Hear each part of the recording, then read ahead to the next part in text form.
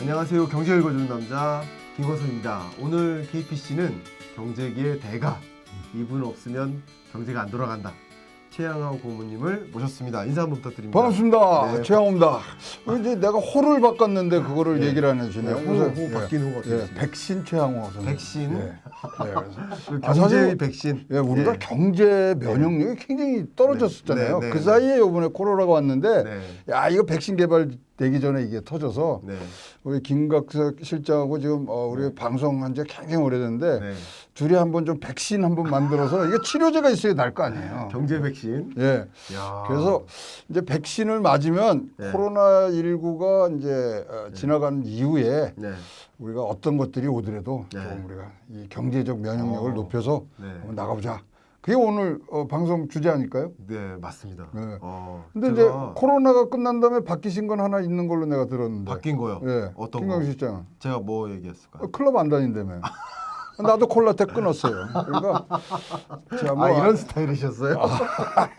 근데 제가 지금까지는 이제 방송에서 같이 이제 많이 출연을 했었는데 같이 옆에 계신 대담자로서 이제 굉장히 진중하게 이렇게 말씀하시다가 오늘 또 유튜브라고 하니까 또 딱 카멜레온처럼 이렇게 이거 저 바꿔야죠. 대단하시네요. 좀 바꿔서 이야. 안 그러면은 처음에 저 예. 이게 임팩이 없으면 이게 채널 예. 돌아가니까요. 이 자리가 제가 좀 불안해집니다. 이 자리 뺏길 것 같습니다. 근데 이제 뭐 네. 우리 둘 관계를 얘기하자면 네.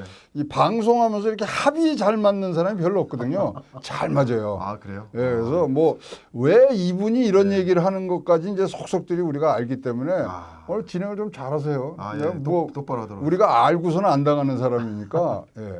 제가 잘 진행을 이렇게 해주시면. 경제계 정말 대가, 대부, 예. 백신 최양호. 예, 꽤 이런 질문을 또 드리게 돼서 또 저도 영광이고요. 아유 또 감사합니다. 많은 우리 시청자 여러분들께 경제라는 면에 있어서 대가로부터 좋은 인사이트를 좀 받아가시지 않을까 네. 이런 생각을 합니다. 네. 어쨌든 백신 경제계 백신이라 한다면 말 그대로 코로나19 이후에 네. 바뀌는 것들을 좀 정확하게 들여다봐야 되지 않겠습니까? 그렇죠. 일단 저희들이 잘 알고 있지만 14세기에 흑사병이 네. 이제 뭐 창궐한 이후에 사실 네. 봉건제도가 무너졌단 말이죠. 네네. 그다음에 17세기에 천연두가 나오면서 신항해 시대가 뭐 열리면서 세계가 시대. 예, 네. 세계가 굉장히 가까워지는 부분. 그다음에 네. 뭐 콜럼버스라든가 이런 얘기들 잘 아시죠. 네. 그럴 만큼의 지금 파급력을 가진 게 코로나라고 생각하거든요. 그렇죠. 그렇다면 과연 어떠한 문명사적인 변화가 앞으로 일어날 것이냐 네. 이거 대비해야 되거든요. 그러니까 우리 경제뿐만 아니라 문화사회적인 그럼요. 관점에서 이거는 전체 사회 구조적 변화를 갖고 네. 올 수밖에 없는 그런 네. 큰 팬데믹이기 때문에 네. 일단은 뭐 여러 가지 얘기들이 나왔습니다만은 네. 요것이 이제 종합적으로 되면서 네. 사실 뭐 봉건제도 없애는 건 사실 굉장히 큰 일이거든요. 왜냐하면 네. 신으로부터 우리가 지배받는 인간에서 이제 계몽주의로 넘어가는 그 네. 인류사적인 그런 큰 이 일이 있었고요. 네. 신앙의 시대 뭐 드디어 이제 지구가 이게 평평하지가 않구나 둥글구나 네네. 이런 네. 것들이 나온 새로운 깨달음이죠. 그렇죠. 예. 그런 것들이 나왔기 때문에 예. 지금 현상적으로 나오는 뭐 10가지 정도를 일단 여러분들하고 나눠서 생각하면서 한번 얘기를 10가지나 됩니까? 예, 10가지를 오늘 그러면 키포인트 클래스 그렇죠. 10가지 기대해 주시고 첫 번째는 뭡니까? 그러면? 탈세계화죠. 탈세계화. 글로벌라이제이션이 이제 예. 뭐 굉장히 우리의 지난 30년간을 우리 전 세계를 잡고 있었던 네. 굉장히 큰 화두였는데 네. 이제는 뭐 벌써 80개국이 네. 수출을 제한하거나 수입을 제한하고 있거든요. 네. 그렇다면 보호무역주의가 지금 자리를 잡은 겁니다. 그렇군요. 그렇기 네. 때문에 이제 소위 말하는 글로벌 공급망이 뭐 무너졌다는 얘기 말씀을 드리는데 네. 이렇다면 이제 앞으로 지역 사회화가 됩니다. 네, 네. 리저널라이제이션. 예. 그렇다면은 우리에게 지금 당면한 숙제가 뭐냐면 네. 사실 이제 시진핑이가 한국에 온다 그러잖아요. 네. 그럼 이제 분명히 와서 옆구리 찌를 거란 말이죠. 야, 너 중국 편 들래? 미국 편 들래? 이런 등등의 여러 가지 문제점들을 갖고 있는데 지금 이 탈세계화에 관련해서 전체적인 이런 뭐 경제학자들의 얘기는 네. 앞으로의 경제의 중심은 네. 수출 잘하는 나라가 아니라 예. 내수를 잘하는 나라가 앞으로의 경제적인 이 뭐 채를 잡고 간다 이렇게 보니까 이 탈세계화 이게 굉장히 우리한테는 좀 불리한 면이 있습니다만 우리가 누구를 파트너로 해서 살아가느냐 그거는 굉장히 중요하기 때문에 앞으로 바뀔 거 1번 네. 탈세계화입니다. 여기는 우리의 먹고 사는 문제가 달려 있기 때문에 분명히 잘해야 되고요. 최근에 네. 미국에서 참 이상한 지금 움직임이 있었어요. 네. 이제 중국하고 이렇게 싸우다 보니까 중국을 싹 빼고 네. 아시아에도 뭐 RCEP,TPP라는 뭐 이런 것들이 있지만 네. 새롭게 이코노믹 프로스페러티 네. 네트워크라는 걸 정해갖고 네. 네. 거기에는 베트남, 우리 뭐 네. 인도, 호주 뭐 넣어갖고요 새롭게 우리를 꾸며주고 있거든요. 네. 이런 것들이 지역을 묶는 부분들이 있는데 선택의 시간이 다가오고 있다는 얘기죠. 그래서 그 어떤 네. 지역에 편성될 것인가. 편성되고 누구랑 손잡느냐 그렇죠. 이 중요한 아주 큰 획을 긋는 1번 탈세계화를 정해봤습니다. 네. 좋은 말씀이신 것 같아요. 두 번째 꼽고 계신 게 어떤 겁니까? 네. 코로나 통제하는데 뭐 완전히 전시 상황이죠. 예, 예. 전시 상황이라는 것은 예. 뭐 군대가 동원된다는 것은 예. 정부의 거대한 통제를 받는다는 거죠. 예, 예. 따라서 앞으로 20년 내지 30년들은 이 거대한 정부의 힘, 그러니까 정부의 규모가 커질 필요는 없지만 네. 정부의 역할이 굉장히 그렇겠네요. 커지는 따라서 어떤 경우에는 초헌법적 정부들이 나오지 않겠느냐. 거기다 지금 뭐 사실 파퓰리즘적인 뭐 이 재정 푸는 거에 따라서 굉장히 민심이 흔들리고 있지 않습니까? 그렇겠죠. 그런 걸로 봤을 때는 거대 정부 우리가 좀 뭐 지방 분권 얘기도 뭐 얘기를 계속했던 게 뭐 몇 달 전이잖아요. 네. 근데 이것이 이제 앞으로는 거대 거대 정부. 정부로 간다. 정부의 역할이 예. 굉장히 중요해지는 그런 그렇죠. 시대로의 전환. 그래서 천문학적인 재정을 푸는 데 있어서의 정부의 역할 굉장히 중요해지고 앞으로는 이러한 이 거대 정부가 우리 생활 속속들까지 들어옵니다. 그 메시지가 있는데요. 보세요. 왜냐하면 예. 정부의 정책 방향성 같은 것들을 적극적으로 읽어나가는 거. 그럼요. 그런 거 중요한 대응이겠네요. 거기다가 우리 네. 김 실장이 네. 잘 다니던 우리 그 이태원 클럽 그때 사태 때 보면 아시겠지만 모든 사람들 그 기지국에서 다 정보를 갖고 오잖아요. 네. 빅브라더가 나타난 거예요. 네. 그러면 우리 국민들이 소위 말하는 개인 생활이라는 것이 사실 전체 전시 상황이라든가 통제라는 부분 앞에서 지금 희생을 할 수밖에 없는. 그렇겠네. 따라서 거대 정부 불편해질 수 있는 상황이 분명히 다가오고 있습니다. 그렇군요.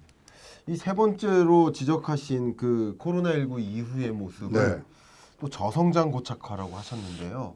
어떤 그러니까 의미가 있을까요? 우리가 재패니피케이션 얘기 네. 말하잖아요. 네. 지금 사실 지금 일본처럼 된다. 일본처럼 되는 거죠. 네. 자 보세요. 지금 전 세계가 네. 지금 난리가 났잖아요. 네. 뭐 미국도 그러고 한국도 그러고 재정 막 엄청나게 풉니다. 그거 한 나라가 20년 전에 어디예요? 일본이에요. 네, 지금 일본 하는 거 그대로 지금 네.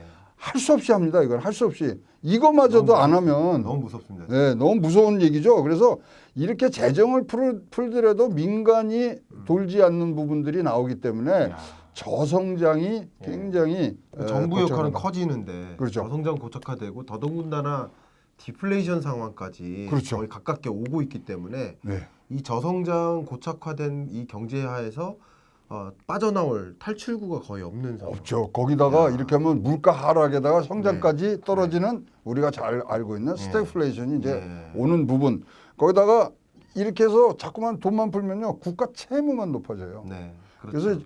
이제 올해부터 예. 태어나는 아기들을 코로나 세대라 그럴 텐데 그렇죠. 코로나 세대는 이제 진학을 한다든가 취업을 하는 과정에서 분명히 이 뒷주머니에 갖고 다녀야 될 게 채무에 대한 청구서, 국가 채무에 대한 청구서가 네. 나오지 않을 수밖에 없는 그런 상황이 되는 거죠. 그러니까 현 세대가 갖게 된 그 채무를 이제 탕감해야 되는 역할이 이제 지금 태어난 세대. 네, 잘해줘야 돼요.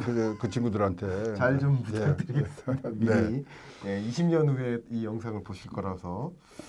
그러면 네 번째로 주목하신 게 유럽의 위기인데요. 네. 어떤 지금 의미가 우리가 미국과 중국의 이제 G1, G2가 됐는데 네. 자 G3, G4가 독일, 영국 뭐 이러지 않습니까? 네. 다 둘 다 지금 마이너스 성장에 갔어요. 그러니까 예. 유럽이 과거에 갖고 있던 제2의 가장 큰 경제 권역에서 이제 그 기능을 잃게 된 보세요. 뭐 아무것도 아닌데도 불구하고 예. 영국, 스페인, 예. 독일, 뭐 예. 이태리 그렇지. 보시면 완전히 뭐 완전히. 이 방역이란 소위 말하는 방역이란 공공재를 찾아볼 수 없는 나라들이 너무 많았기 때문에 사실 지난 30년간 복지 국가로서 명성을 날리는 부분이 이러한 방역 체제 한 방으로 가는 따라서 이거 한 번요 이렇게 국제사회에서 위기로 몰리면 재기하기가 굉장히 힘들거든요. 네. 거기다 지금 뭐 우리 계속 얘기하고 있습니다만은 이 돈의 큰 흐름 아프리카로 가고 있거든요. 네. 거기는 뭐 뉴 프론티어니까 예. 그렇다면은 뒷방에 앉아 있는 그런 뭐 과거의 영광, 과거의 그런 어떤 화려했던 것을 생각만 하는 유럽의 위기, G2가 경제 이 권역으로서의 G2의 쇠퇴 눈앞에 보이는 것 같아요.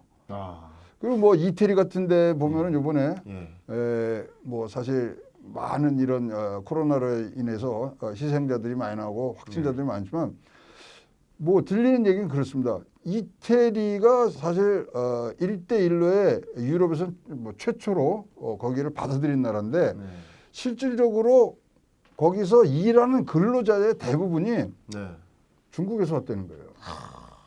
그러니까 그만큼 밀라노 지역이라든가 이런 데는 명품을 만드는 지금 이 장인들이 중국 기술자들로 지금 바뀌고 있다.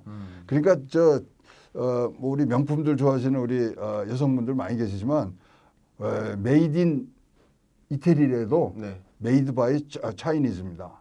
그러한 상황들이 지금 벌어지고 있기 때문에 유럽의 이제 쇠퇴 눈앞에 보이는 걸로 보입니다. 참 이 유럽의 위기를 잠깐 생각해 보니까 너무 중요한 점을 이제 지적해 주셨는데 더더군다나 브렉시트를 또 이행해 맞아요. 나가는 브렉시트. 거잖아요. 그런 것들이 이제 같이 맞물리고 있는 상황인데 G7 국가 중에 이제 중국 그리고 미국, 중국, 일본 세 개를 빼면 이제 나머지 4, 5, 6, 7 이게 다 유럽인데 그렇죠. 이 유럽 국가들이 지금 코로나19 사태가 굉장히 심각한 상황이기 때문에 이런 브렉시트와 함께 맞물려서 경제 충격이 대단하겠다. 유럽의 위기를 우리가 좀 주목해 볼 필요가 있겠다는 그다음에 생각이 유럽에 가는 이유가 거기 가서 우리가 뭐 고궁도 보고 좀 역사도 보고 네. 그러는데 이렇게 뭐 전염병 도는데 가서 뭐 하겠어요. 그렇죠. 그러니까 사실 유럽의 GDP의 40%는 관광에서 나옵니다.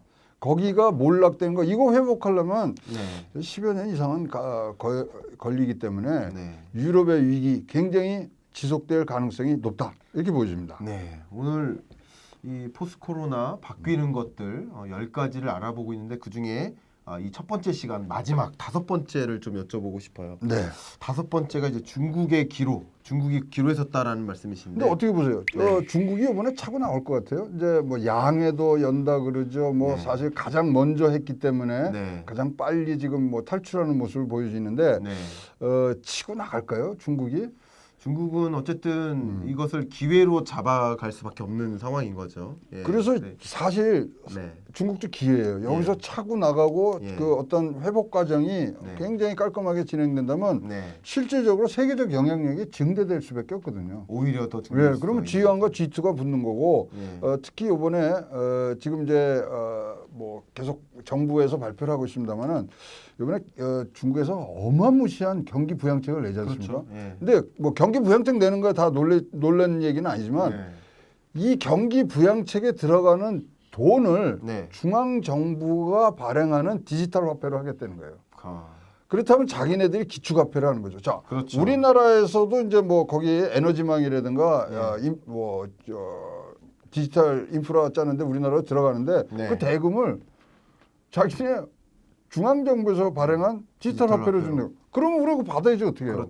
그렇다면은 이것은 달러의 약세로 갈 수밖에 없거든요. 달러의 패권이 없어지는 부분. 중국은 기로에 서 있다.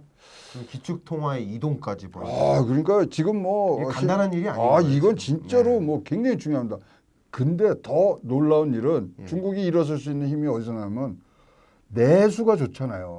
내수가 좋으니까 뭐 지금 뭐 다른 데 수출에 뭐보다 일단 자기네들이 치고 나갈 바탕들이 되는 부분 뭐 그렇기 때문에 이제 중국의 폐쇄성이라든가 어떤 사회적인 그런 흐름만 잘 잡으면 중국 우리가 좀 고려를 해봐야 될 부분들이 코로나19 이후에는 분명히 나타난다. 그렇군요. 이렇게 보여집니다. 그리고 이제 미중 간의 새로운 이제 무역 전쟁의 재발 뭐 이런 것들도 굉장히 큰 그거 위험성이지만 굉장히 큰 팩터죠. 중국이 또 네. 어떻게 치고 나올지 네. 그것에 따라서 이제 G2 간의 어떤 새로운 그 경쟁 양상 네. 이런 것들도 코로나19 이후에 굉장히 크게 바뀌는 모습들인 것 같다라는 거 중요한 것을 많이 지적해 주셨습니다. 오늘은 여기까지 5가지 키포인트를 좀 가져가시고요. 다음 네. 2회를 좀 기대하시면서 여기서 마무리를 하도록 하겠습니다. 네 감사합니다.